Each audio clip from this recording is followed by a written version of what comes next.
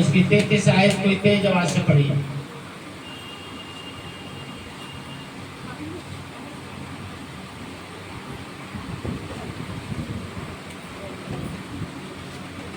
मैंने ये बातें तुमसे इसलिए कही है कि तुम्हें मुझ में शांति मिले। संसार में तुम्हें कलेश होता है, परंतु ढाढ़स बांधो, मैंने संसार को जीत लिया है। यीशु मसीह की कोई देख रहा है, तुम्हारे दर्द को कोई देख रहा है, तुम्हारे दुख को कोई देख रहा है, तुम्हारी तकलीफ को कोई देख रहा है, तुम्हारी गरीबी को कोई देख रहा है, तुम्हारी बीमारी को कोई देख रहा है, तुम्हारी लाचारी को कोई देख रहा है। तुम अंदर ही अंदर व्याकुल हो, तुम्हारे जीवन में कलेश है। तुम ये ना सोचो कोई नहीं देख रहा है देख रहा है। जो तुमसे बेतहा प्यार करता है, जिसने तुम्हारे लिए कतरा कतरा बहा दिया, टुकड़ा टुकड़ा तोड़वा दिया, यहाँ तक प्राण भी गंवा दिया, वो तुम्हारे लिए देख रहा है। वो तुम्हें ऐसे पड़े नहीं रहने देगा, वो तुम्हें खड़ा करेगा। हालेलुया। वो झुके हुए को खड़ा करता है, वो तुम्हें पड़े नहीं रहने देगा, वो तुम्हें खड़ा करेगा, क्योंकि वो देख रहा है। तुम्हें क्या करना है? तुम्हें वो करना है जो बाइबल कहती है। क्या कहती है बाइबल? पहला पतरस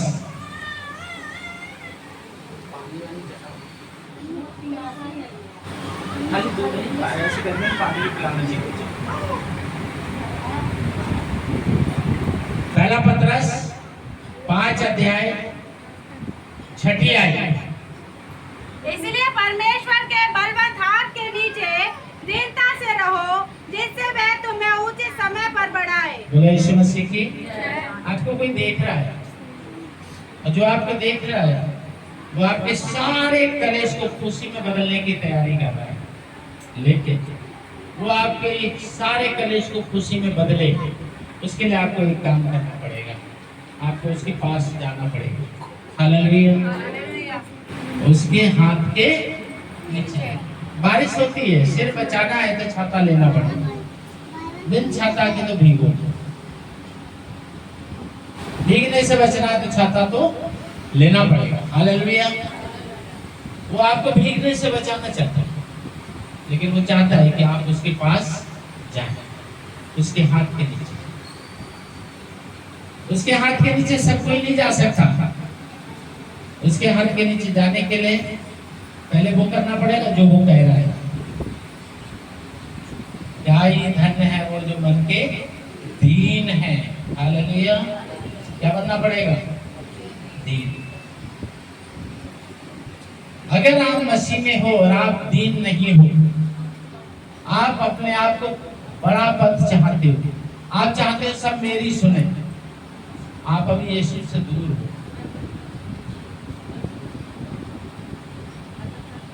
आप चाहते हैं आप भीड़ में सबसे ऊंचे दिखें, आप अभी यीशु से दूर हो। यीशु के नजदीक जाने के लिए छोटा होना पड़ेगा। जक्कई नाम का आदमी था, वो कैसा अर्जु? नाटा था। कैसा नाटा था? कैसा नाटा था? हाँ, कैरी के जैसा। तो जक्कई नाम का आदमी था, वो क्या था? नाटा था। तो नाटे को क्या किया यीशु ने? अपने पास बुलाया। और क्या किया? नाटे के घर में यीशु ने। हालेलुया। कहता है अपना सिर ऊंचा मत करो। अगर तुम अपने आप को बड़ा करोगे तो तुम अपने आप बड़े हो जाओगे, और तुम अपने आप को छोटा करोगे तो यीशु तुमको बड़ा करना है। हालेलुया। अगर तुम अपने आप को बड़ा करते हो तो अपने आप क्या हो जाओगे? बड़े हो जाओगे। और तुम अपने आप को छोटे करते हो तो यीशु तुमको क्या कर देंगे? बड़ा कर। अब खुद गले में माला डाल के खड़े हो जाना या लोग माला पहना है, कौन सा अच्छा लगेगा? बहुत से लोग आपने देखे होगा माला डाल के फोटो खिंचा कर तो सोचता हूँ इस पर अगरबत्ती हो जाएगी। मैंने फोन कर दिया सुबह, मगर ये फोटो खींचने वाला किधर है और ये माला पहनाने वाला किधर है? कह रहा धो रहे हो क्या? मैंने कहा अभी तो मैं खुद नहीं नहाया हूँ। हंसने लगे। मगर अच्छा तो ये होता कि एक यहाँ कोई दूसरा खड़ा होता पहनाने वाला, तब अच्छा। अगर तुम अपने आप बड़े होते हो तो कोई फायदा नहीं, लेकिन यीशु जब तुमको बड़ा करेंगे तो तुम्हारा कोई घाटा नहीं। क्यों? क्योंकि उनकी नजर तुम्हारे ऊपर है। तुम इस समय कलेश में गुजर रहे हो, हैं? तुम्हारा खर्चा ज्यादा है, इनकम कम है, तुम्हारा बिजनेस पे आशीष नहीं है, तुम्हारी नौकरी कमाई पे आशीष नहीं है, तुम्हारी रसोई पे आशीष नहीं है, तुम्हारे घर पे आशीष नहीं है, तुम्हारा शरीर तंदुरुस्त नहीं है, तुम्हारा मन शांत नहीं है, तरह तरह से तुम पारिवारिक कलेश में हो, शारीरिक कलेश में हो, गरीबी की कलेश में हो। चिंता मत करो, यीशु देख रहा है, देख रहा है।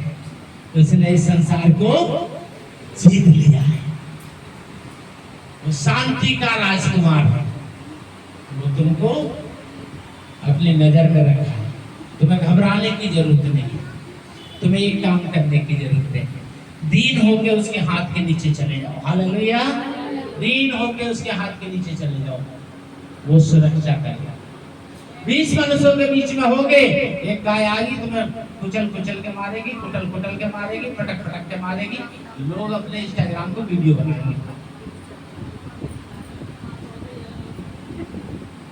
20 के बीच में रहने से तो एक एसी के हाथ के नीचे रहना होता है।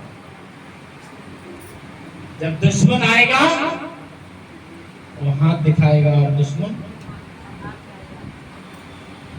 शेर नाव में थे, दुश्मन स्पीड से काम करता, तूफान, पानी, ये वो बड़ी तेजी से काम करता। यीशु खड़ा हुआ, तूफान शामिल। 20 की भीड़ में जाने से यीशु के हाथ के नीचे जाना उत्तम है। क्या मतलब है यीशु के हाथ के नीचे जाने का? देखिए मत्ती 6। यीशु के हाथ के नीचे जाने का मतलब क्या है? मत्ती 6 उसका 33। इसलिए पहले तो परमेश्वर के राज्य और उसके धर्म की खोज करो, तो ये सब वस्तुएं भी तुम्हें मिल जाएंगी। बोले यीशु मसीह की। मत घबराओ। आपको पानी के लिए कभी प्यासे नहीं रहोगे, भोजन के लिए कभी भूखे नहीं रहोगे, वस्त्र के लिए कभी नंगे नहीं रहोगे, और कभी जंगल में नहीं सोओगे। हालेलुया। तुम्हारी प्रतिदिन की जरूरत तुम्हारा यीशु पूरा करेगा।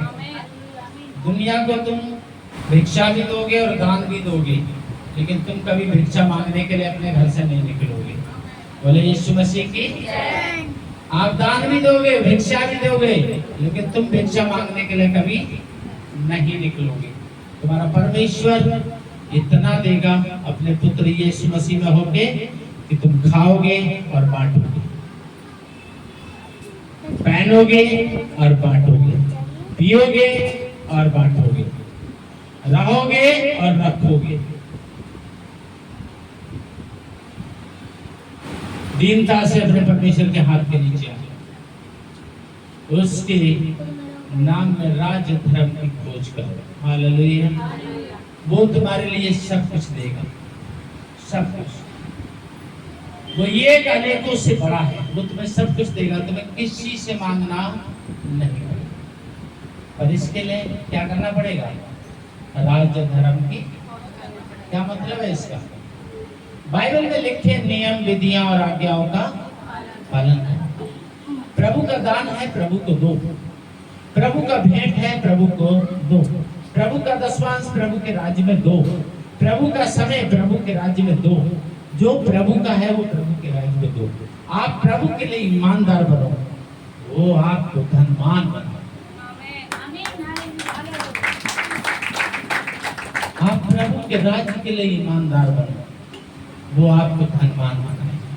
आपके परमेश्वर के भंडार में कुछ भी कमी नहीं है। इतना है, वो तुम्हें इतना देगा कि तुम बांटते बांटते थक जाओगे, खाते खाते ही नहीं, बांटते बांटते थक जाओगे।